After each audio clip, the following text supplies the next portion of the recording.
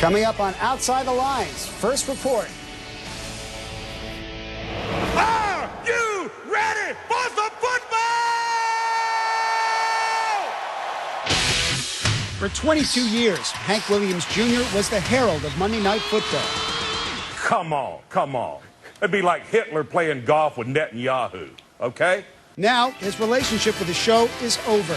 Williams says the network is stepping on the toes of the First Amendment. Tonight we separate the men from the boys. Hank, free speech and football. Ahead, Outside the Lines. Our opening.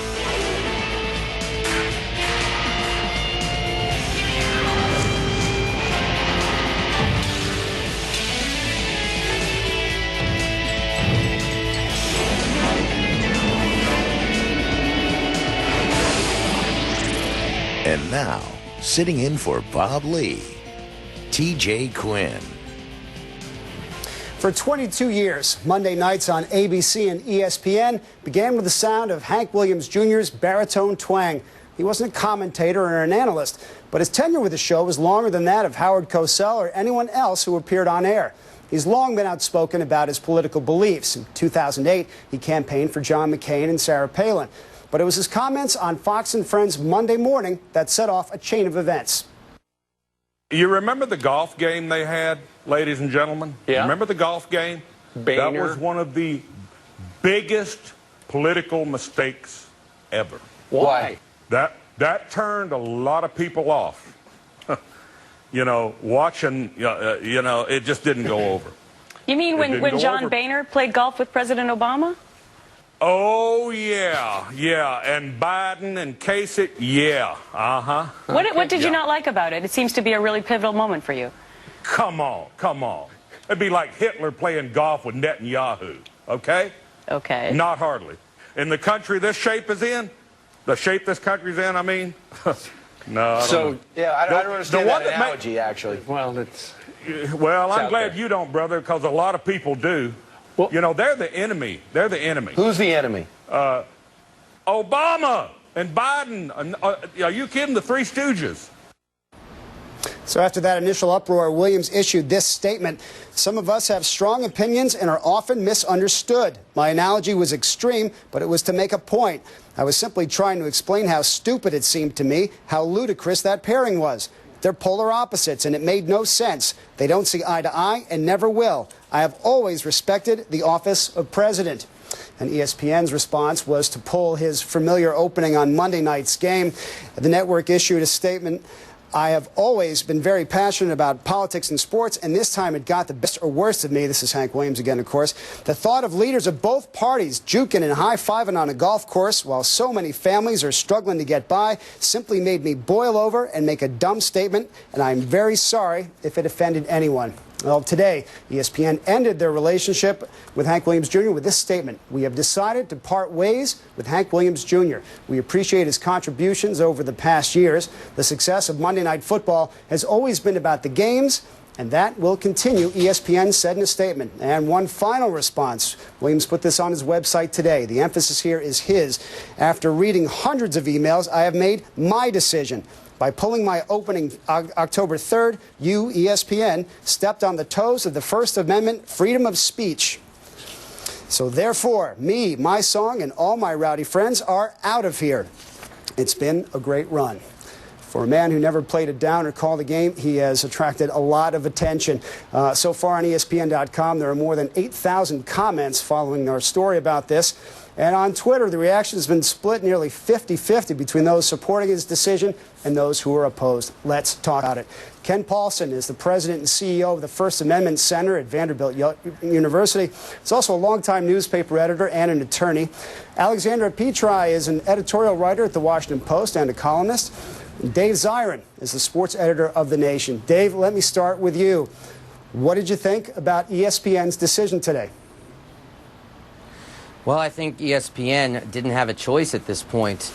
I mean, Hank Williams Jr. is somebody who said something that was profoundly offensive, not just to the millions of people who died in the Holocaust, and of course it trivialized the Holocaust to invoke Hitler, but it's a long-standing meme in American politics to compare Barack Obama to Adolf Hitler, Obama with the little Hitler mustache.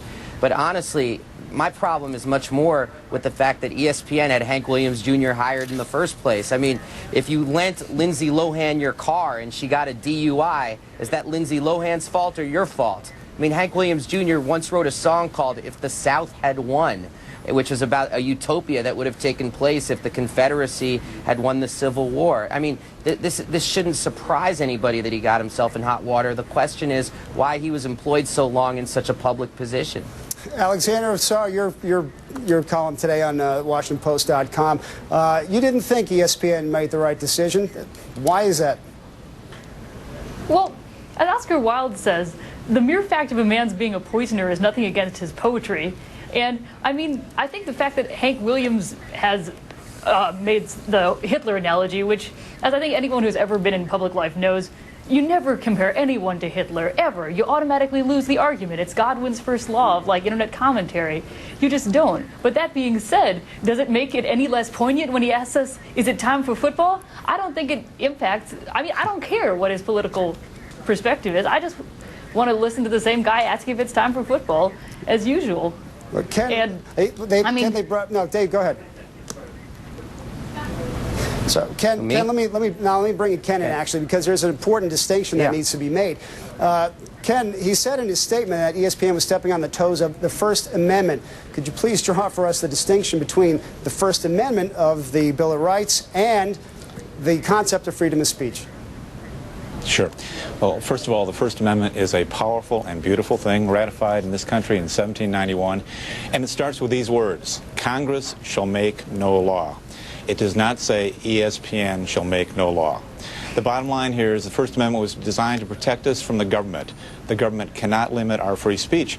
But you know what? Most times your employer can, or those with whom you have a contract. And if you think you have free speech in your workplace, I suggest you drop a list of grievances, gather together your coworkers, march on the boss's office, and see how that works out. I think there's an argument the spirit of free speech was violated, but the First Amendment was not violated. Yeah, Dave, to get back to Alexander's point before, what do Hank Williams Jr.'s views on anything really have to do with his ability to announce it's time for Monday Night Football? Well, really, one has nothing to do with the other, but you do have to reckon with the fact that the NFL is the most popular sport in the United States. The Sunday night telecast on NBC was the #1 rated television show last year in all of TV. It's really one of the last cultural institutions in our country that actually tries to unite people instead of segregating and segmenting people off in little bits. And you just look at this past weekend where the NFL did Breast Cancer Awareness Week with the players tinted in pink. The NFL is always trying to be all things to all people, and to have as the spokesperson of their flagship show someone who would be viscerally offensive, first of all, to the 70% of NFL players who happen to be African American. Second of all, anybody who, frankly, isn't that upset that the South lost the Civil War, then it becomes a different question altogether. I mean, the NFL clearly has a responsibility to its product. ESPN clearly has a responsibility to its viewers. And I go back to the question about, once again, like, why would you, if you play with a scorpion, don't be shocked if you get stung. Like, why do you have Hank Williams do it if you think he's going to be peachy keen once the cameras are turned off? Right. Alexander, obviously there's no violation of law here, an actual First Amendment violation, but is there a free speech issue? I think it's getting back to the point that you said it's the most watched program and it's something that brings Americans together. It's not bringing people together because they all think, oh man, I'm looking forward to hearing some really inoffensive announcements. They're looking forward to the football. I mean, I think the biggest problem with what he said might have been that he talked about golf because, ooh, that's un-American. You're sitting there with trying to keep your head level, wearing something that looks like you fell out of a Sky Mall catalog. I don't know. I think the more serious point is that it's about the game and not about Hank Williams' personal perspective. If anyone talks long enough, they're bound to make a career-ending gaffe. That's the first law of talking. Ken, this is we are owned by a company that has shareholders. When you look at a corporate decision that was made, right here, how well do you think people out there in the public separate Hank Williams from what he says and identify what he said with the program that his song was running on? It's interesting. The battlefield is littered with the stories of people who have been Rush Limbaugh and others who have said things that were negatively received and they lost their jobs. In this case, Hank Williams comments about the president had nothing to do with the way he does his job. The man comes out. They record him a number of times, and for different cities and different games. No one argues that he's singing the rowdy song badly. So others who've lost their jobs in the communications business, in the media business, it happens all the time because people say the wrong thing at the wrong time. It typically has to do with the way they do their job. In this case, the man is a U.S. citizen. He's expressing his opinion. And what's scary here is, the talk about him recording a song that was sympathetic to the South. He shouldn't be allowed to sing on a national television broadcast. That's nuts. In this country, we have a right to free speech. And it's a scary time if a lot of people believe you ought to lose your job when you speak out. That only leads to silence. That only undercuts democracy. And so I don't think that Hank Williams Jr. has a leg to stand on in terms of the First Amendment, but I think we ought to be think quite a bit about cutting off other people's speech just because we find it offensive. Dave, you want to jump in? Yeah, I couldn't disagree more. I mean, I would advise the professor to actually look at the lyrics of If the South Had Won. I mean, there's a reason why it is profoundly offensive because, frankly, slavery, not a good thing. I think we could agree on that. Lyrics in the song about taking Miami back from who knows who, not a good thing. And he's allowed to sing that all he wants. If he wants to, he can set up a literature table out in front of the stadium on Monday night and sing all he wants and wave the stars and bars and do all that stuff. Does that mean I want him coming into my living room on Monday nights? Absolutely not. It's the sort of thing that makes me physically ill. And I think that you got to take a stand sometimes. You got to stand for something. Otherwise, you get to I think, a much more frightening place where it's like, hey, let's all be racist, Confederate goons and see where the chips fall and call it a day. All right, Dave, we're going to ask you to stay with us, but we're going to thank Alexandra Petri and Ken Paulson for joining us. Thanks, both of you, so much. Now, the news of Williams' dismissal isn't playing the same everywhere. There are certain areas of the country where he seems to be finding strong support. Let's talk about that. Joining us from Raleigh, North Carolina is Bomani Jones, the host of The Morning Jones on Sirius Radio. And in Birmingham, Alabama, Paul Feinbaum joins us again. He's the host of the Paul Feinbaum Radio Network. Thanks to both of you. Paul, you're down there in Alabama. Hank was wearing an Alabama hat when he made those comments. What sort of response are you hearing down there? People down here love Hank Williams, and they love him for a lot of reasons, TJ. First of all, he's an icon. He's the son of the most famous country music singer of all time. And he's done a lot. He's given back to the state. A couple of months ago, Hank Williams raised millions of dollars for tornado victims in Tuscaloosa, and that matters to people. And what people down here don't like are people like Dave Zirin making idiotic statements about country music songs that Hank Williams has written. I've respected Dave for a long time, but I think the statement he made today is the single stupidest I've ever heard in the history of this program. Well, before I go to Dave, Paul, could you... Do I get to respond to that? Yeah, you absolutely will. Well, Dave, go ahead. You take over. Well, just it's a slap in the face to country music because it's a stereotype about country music that everybody who's involved in it believes in the Confederate flag, believes in oppressing people, and believes in the idea that comparing the president to Adolf Hitler is somehow a good thing. You don't know what you're talking about if you think that's what country music is all about. Paul, let's let Dave finish up. Come down here and I'll show you around, okay? I'll walk you through the streets of Alabama and educate you because obviously you don't know what you're talking about, Dave. You absolutely know. Paul, if you want to do your thing, go right ahead, I'll meet you at the airport at 5 o'clock. Guys, it's a spirited discussion. It helps if I can insulted an entire group of people. There's actually a large African-American population in the South, too, Paul. You might want to think about them as you talk about the South and what is or isn't offensive. I have thought about it. All right, Bomani, you're nodding your head over there. Gentlemen, let me bring Bomani Jones in. Bomani, I see you over there nodding your head. Won't you please jump in? Well, on that particular point, and hopefully not to belabor it, the problem with the song If the South Would Have Won is that there's not a single mention of black people anywhere in the entire song when you listen to it. It is a Southern utopia, and you would have no idea black people ever existed in that song. So I don't find that statement necessarily to be ridiculous that he made. I do have this question, though. When the professor before made the discussion that, this doesn't affect, or someone said this doesn't affect how Hank Williams Jr. does his job, he is absolutely a representative of the brand in this example, and he has attached himself very publicly to some politics that a lot of people find offensive and that a lot of people find to be extreme. And just because a lot of people in Alabama might be on the same side of those politics does not mean that they are any less extreme or offensive to some people. And when you call the President of the United States, quote, the enemy, and that is a part that Hank Williams Jr. never fell back from, then we do have a problem.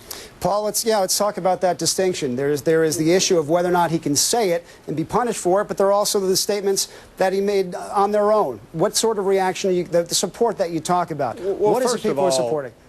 First of all, my parents are from New York. I happen to be Jewish. I lost relatives in the Holocaust, so I don't need Dave Zirin or Bomani Jones lecturing me on my background or my culture. I live in the South, and I'm proud of it. And I happen to go to a concert a couple of weeks ago that raised $3 million for people in this state who lost everything in a tornado, and Darius Rucker was there. He happens to be an African-American. You know that, Bomani. And I'm just sick and tired of people from elsewhere, whether they're in Charlotte or anywhere else, making fun of people down here. These are good people. They're not racist. They're not bigots. They just happen to like country music. Excuse me. Paul, you are not any more Southern than me. I born in Atlanta. I grew up in Texas. I don't feel the need to prove that. I haven't made any jokes about anybody from Alabama. My mother has lived in Alabama for the last 15 years. You're the one who just talked about black people down here, not me. No, I'm talking about that song, which doesn't have a single mention of any black people in it, and is cast as a utopia, which is part of this neo-Confederate thing that Hank Williams has had going for a while. It's not everybody in Alabama that feels that way about this. It's not everybody in Alabama that has a problem with the neo-Confederate meme. However, the problem with neo-Confederacy is that so much of it popped up right around segregation as you had a resistance toward that. But nobody is insulting the people in Alabama. I'm talking specifically about Hank Williams Jr., and please do not misrepresent me as saying anything bad about my mother's friends. Dave, you wanted to jump in there? Yeah, please don't do that either, Paul. Paul, that's an outrageous statement. I mean, if you want to talk about my relatives that died in the Holocaust or my time in the South, we could do that. That's not germane to this discussion at all, and frankly, it's cheap and unprofessional to bring that into this discussion, especially trying to hear you talk about Darius Rucker. I mean, that's nothing to do with this. You're lecturing me on what's unprofessional, Dave? Let me finish. Give me a break, Paul, okay, buddy? Yeah, I am. Paul, seriously, why don't you do a Google search of Hank Williams Jr. Confederacy and see what comes up? It is a cottage industry of Hank Williams Jr. and the stars and bars. Dave, I don't need to do a Google search. I can call him up on the phone, and I know what he stands for. He's a country music entertainer. You get that? Entertainer? If ESPN chooses to not have your particular entertainer we can't do three at once. That's about too many. Bomani, you had a point you wanted to jump in with. Yeah, well, he absolutely is an entertainer, but Hank Williams Jr. is very much so involved in politics and has made that a very public part of who he is and his persona. And he was on Fox News speaking his notoriety as an entertainer, certainly, but he wasn't on Fox News singing a song. They were asking him his opinion about stuff. So for us to limit this and say, hey, well, Hank Williams Jr., he's just an entertainer, then why was he speaking in a context that is not? No, he was not speaking as an entertainer. He wasn't on country music television. He wasn't on MTV. He was on Fox News. Fox News? Well, I watch on occasion. I don't do it habitually. They are entertainers. Well, but he's speaking on a news channel and he's giving his political opinion, and he has done this quite a bit. Paul, let me jump in with a question for Paul. What's wrong with stating your what's wrong with stating your political opinion? Well, Paul, that's my question to you. Just so you two guys don't agree with it, and then you start hiding behind all these elitist attitudes, which people from the South are sick of, okay? Paul, let me jump in with a question for you. I'm as Southern as you are. Ridiculous. Paul, when you have him on making that statement, thing has to stop, obviously, from just this discussion, it's very clear that Hank Williams' name cannot come up right now with very strong sentiments from either side. That said, what do you think, Paul, of ESPN's decision to say, we don't want to be part of this anymore, we're going to remove him from the air and disassociate ourselves with him, from him? Well, I think that's ESPN's decision, and frankly, I disagree with it. I think a suspension for a week would have made the same point, and we could learn from this. Instead of learning from it, we're all fighting and we're refighting the Civil War, and I hear Dave Zirin making fun of the Confederacy. Well, a lot of people died in that. We just happen to be part of the United States of America, Dave. The Confederacy is long gone, buddy. Yeah, a lot of people did die. A lot of people did die in the Civil War fighting to end human bondage, but that's not the question that I want to talk about here at all. I want to know if Paul stood up and said something for, I don't know, Rashard Mendenhall when he lost his endorsement contracts because he disagreed with the celebratory atmosphere after bin Laden killed. I want to know if he defended Craig Hodges when Craig Hodges protested the first Iraq War and was bounced from the Chicago Bulls. I'm curious, Paul, or if you just defend the Hank Williams Jr.'s of the world. Paul, I'm going to give you a chance to respond. I've never defended Hank Williams Jr. until today. All right. Well, gentlemen, thanks for being with us. Bomani Jones, Paul Feinbaum.